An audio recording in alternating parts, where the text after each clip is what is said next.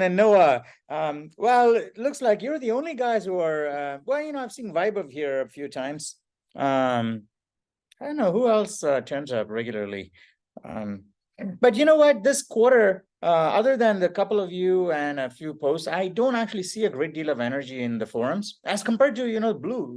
Mason has been, keeping an eye out on in Blue, so he probably knows. It's far more active than the Green forum this quarter. Yes, Mason, relatively speaking. Yeah. Yeah. So yeah. In fact, Noah, you should also feel free to chime in on in Blue and Red and anywhere else really. So yeah, I don't know why.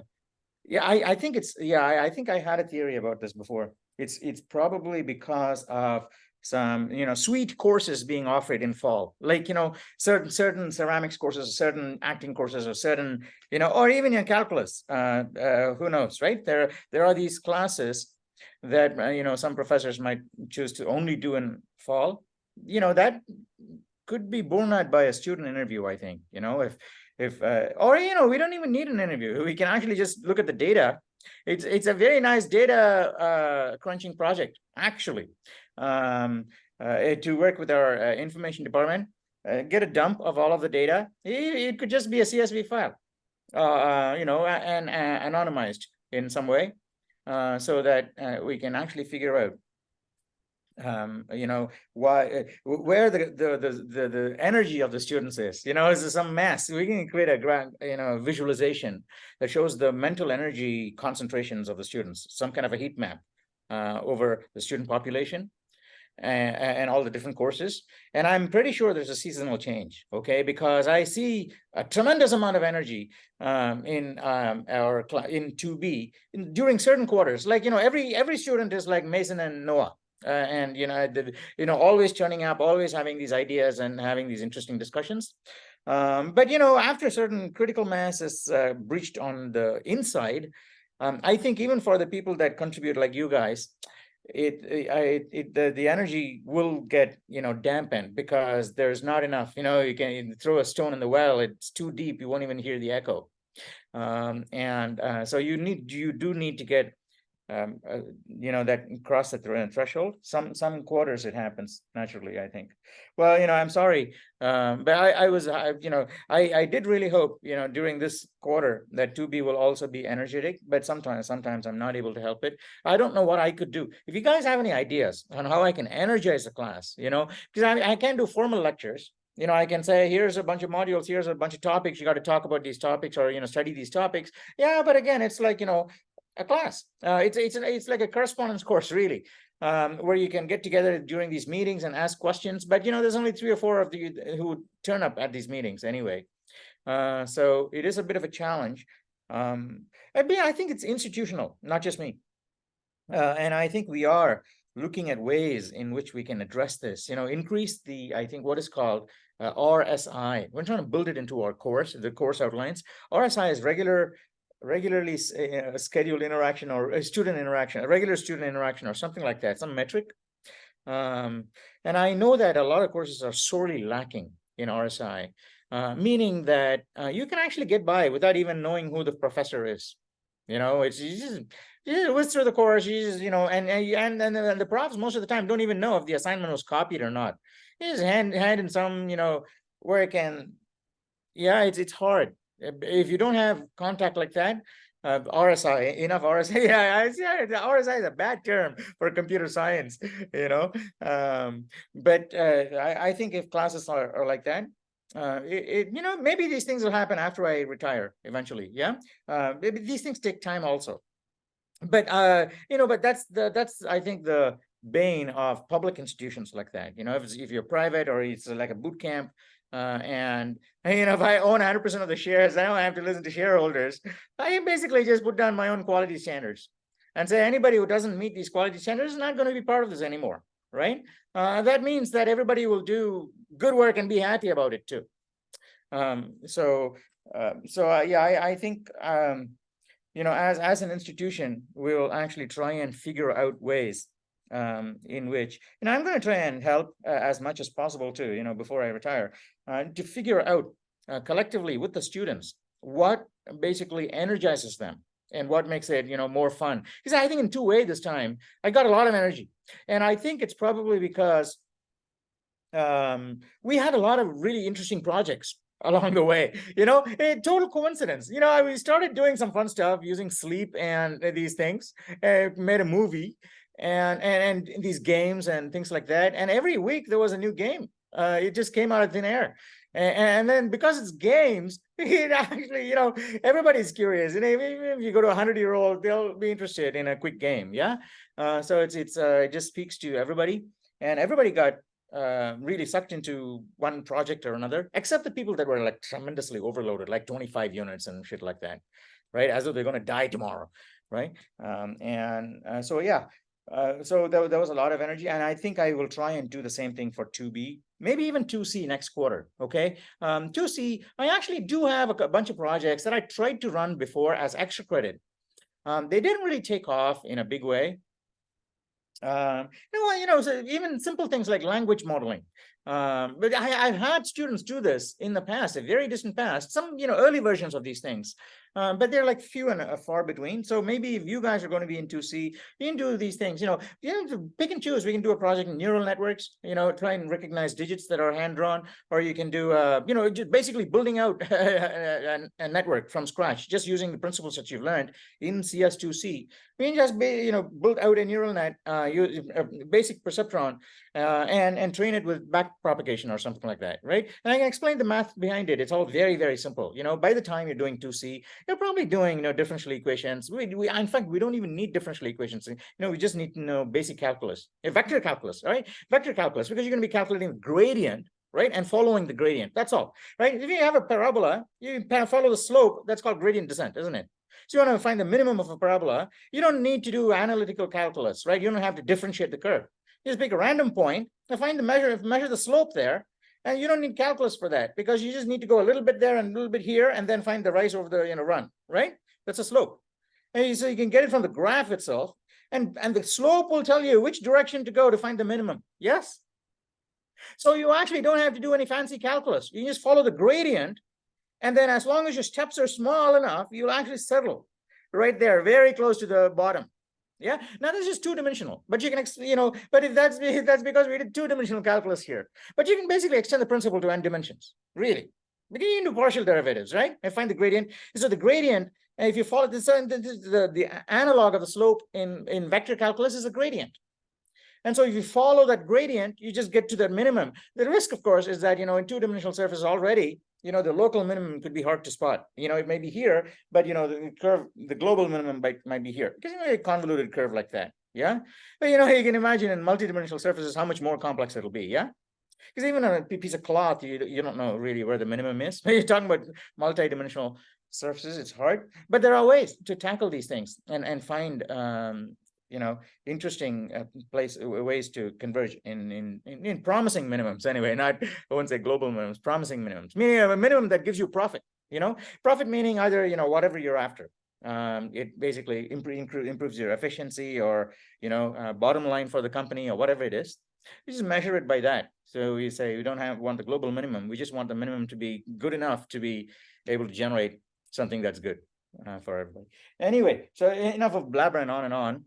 So I'm actually happy to see at least the two of you, right, turn up to all of these meetings. I wish a lot more people turned up, for your sake too, because it kind of gets boring after a while. It's just the two of you, and plus there's additional constraint that we can't have these videos now. It's a real bummer. But we have to figure out a way next quarter maybe, so that we can continue to have these videos and on the YouTube too. Because I think, after 10 years, after you're a master of various things and you're running multiple companies maybe, right? And you can just internet over from a different planet and look at yourself from 10 years ago. But that's, on YouTube, I'm pretty sure it's a much better memory than anything that you snap on your phone and you got to, scroll through, or even use AI. For AI will probably find these and tell you if it's public, and tell you, this was you. And I think you'll be much happier to see this than some other thing. Yeah, because it's always fun to reflect and look at, wow, what, I didn't know all this, but I know this now, right? And this is like 10 years. It's much harder to actually imagine and I find and that's why I think a lot of people don't reflect, is because it's actually much harder to imagine that you actually didn't know something. Every day you actually know something more. I tell my 2A students, more than you guys. Every day people, even 2A, right? They know something more every day, but the problem is they don't realize that they actually did know that, and so they fail to appreciate that. And until you appreciate what you know that you didn't know before, you don't have a self-calibration for saying, well, I need more of that, because you don't even know what that was. So I think that reflection really helps to just say, hey, that was good. It's like blue cheese or stinky tofu or whatever it is, right? It's maybe not, easy to get immediately, but once you get it, you develop the flavor for it, it's a taste for it. I think it's really important. Anyway, again, I should have promised not to blabber on. If you have any questions about the final, right, I'm more than happy to answer any of these questions. And by the way, you two are having interesting discussions. In fact, what you can do is, if you do have some interesting discussions, just two of you, right, after I'm gone, you can just send me an email, right, saying, hey, Noah and I had a chat and we were okay with the video being put on our channel. That's all, right? Just send me, it's just the two of you, right? Send me an email, either one of you, copy the other, and I'll just put the video up on our channel too, because I think it is useful. You guys are saying a lot of interesting things, right? It doesn't even matter for them to be right or wrong, because all you need is for you to say some interesting things that you can come back to, right, a few years from now, and say, hey, I said that then. Is it 100% correct? It is still correct. Maybe you discovered new corner cases, maybe new life experiences that, say that's probably not true, but it'll be a good checkpoint. And we may have photo albums and things like that and videos, but I don't think they, they pale in comparison to mind shots, right? And this would be a mind shot because you're actually exposing a part of your mind. Saying, I actually didn't know this, or I was saying this that as though I knew it, but there was missing this crucial piece of information that the last 10 years have brought me, right? And things like that. So I think they are very useful. So send me an email and I will actually put them up on YouTube. Yeah, I think they will be useful to you guys, okay? Because, sometimes I just look at videos of myself from, 10 years ago, and I think that they're much better to watch sometimes than even, other content that I would watch for entertainment, because it's very enlightening in many ways to see, what led me to know this that I didn't know then, because I seem to be just as intelligent then as I am now. So something must have changed my mind. So what was it, right? And then you go looking for it and say, hey, that was why I changed my mind, right? But the thing is, you find lots and lots of these, and then you find a pattern saying, well, what is common, right? What is common between all of those things that made me change my mind, right? So, and I think that those kinds of reflective experiences are what make a true scientist, because you need to factor all of this out and say, what was it that influenced my decision in every one of these cases? Is it consistent, right? And what is that pattern? And if you just follow it, that is what I think is true sense, right? And sense is something that you have to distill out of your own experience. And you have to keep looking at this and reflecting and saying, hey, you know what? Well, all right. So that is, if I follow the same direction as I did 17 years ago or 17 months ago, yeah, I'm pretty much guaranteed 90% chance of success, right? And so you follow that, just like, neural net, get corroboration. Hey, it works again, and then you get a much better picture of, just to approach general problems. All right. So anyway, thank you all very much for enrolling, first of all. Please do go ahead and enroll. Even if you don't enroll in 2C, it is full right now. Noah, you're already in 2C, yes? Yeah, I'm enrolled in it. You're enrolled. Okay, it is full, but I will absolutely give you both of you ad codes if you're interested. Okay, Mason, I don't know if you're enrolled or not, or if you have time, but certainly I think you will have a great time doing the red quests. Okay, whether you're enrolled in 2C or not, just go ahead and do the red quests. And just participate as though you're a boot camper. Namrata is a boot camper. Chris, there are people that are just doing these quests. Right now it's quiet because of the UC exams, and lots of universities are having exams this week. But I think after this week it'll pick up. People will start talking in the red subs again. Noah, you should also start talking about fish, right? So you're working on fish, I noticed. Yeah. So yeah. I did the first quest. Yeah, I know. Yeah, so you should feel free to post, okay? People are, even Chris will answer. I'm pretty sure he's still available to, answer questions on the Reddit. I will be there to help you guys, okay? And I'm going to, over the next couple of days, I'm preparing the list of topics because I think, I don't think we should be using LOSEF from now on. The college, the department, I shouldn't, maybe not the college, department actually owns it. So maybe meaning that they've paid money for it and they have restrictions on its use. This is kind of crazy because I think it's very useful, right? Because it's a good distillation of all the topics in the book. And I'm pretty sure he put a lot of work into this. Why lock it up in the department? Because in 5 or 10 years from time, there's going to be bots and things like that are going to be doing a much better job than all of the YouTube videos we have today, right? So, we have some good content that can be useful now, and if the window is limited, it's probably like 4 or 5 years now, right? After that, learning will be very different from now. So anyway, I don't know. But technically, we don't need it really because they're just selections of topics. But I'm going to go and pick out these topics from the book. I'll make a list in 2B and 2C. Right, this is what you need to research the net for. And all you need to do is just take the list and take the topic for the week and stick it in Google or Bing or something like that. Follow YouTube videos. If it's about the Kruskal algorithm, I'm pretty sure even though the book has, I can point you to the pages in the book. And the book is actually very nice. Okay, it gives a good discussion, but it is heavy. Yeah, it is heavy, and it's a book, right?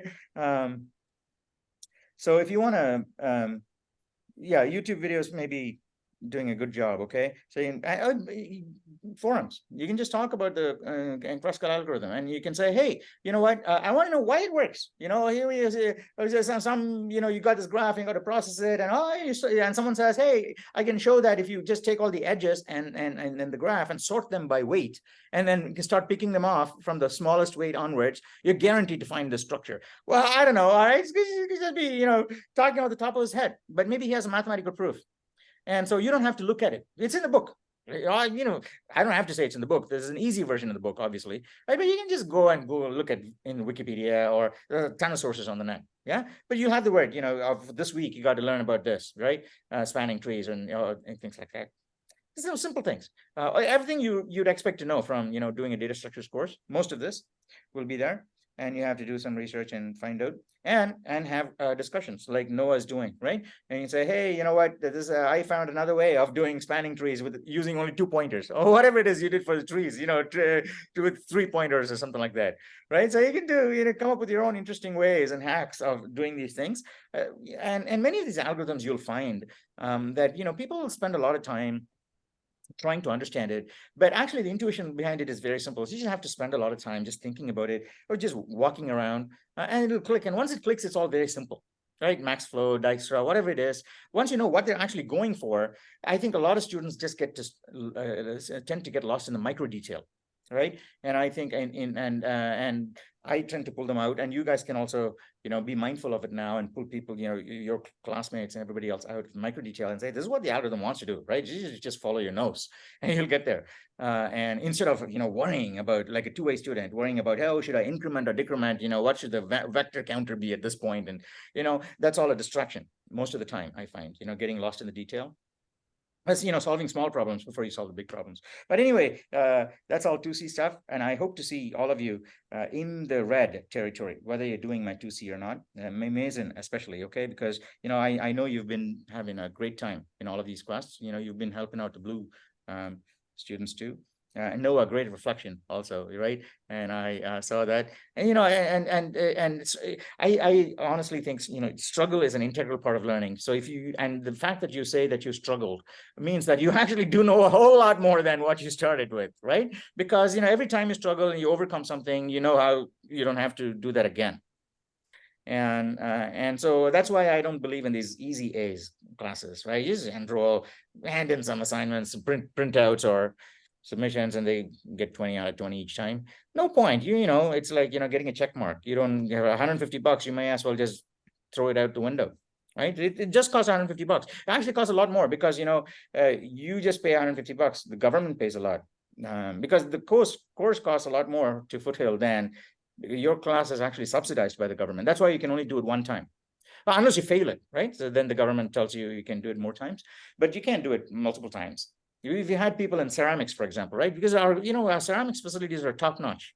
You have, kilns that cost a lot of money to run, huge amounts of electricity and so on and so forth. But there are potters, professional potters, who actually just repeat enroll in our ceramics courses just so they can use our different chemicals and kilns. Right. So we had all these laws saying, certain courses you can do repeat enrollment because, it's like $150, but really it's not $150. It's a lot of money. It's being subsidized by the government. And so that leak was stopped. So in computer science also, you can't pass. That's why I actually tell students that if they want to do the class again for a better grade, it's better to fail or withdraw than to get something like a C plus or something like that. Because C plus means that's it.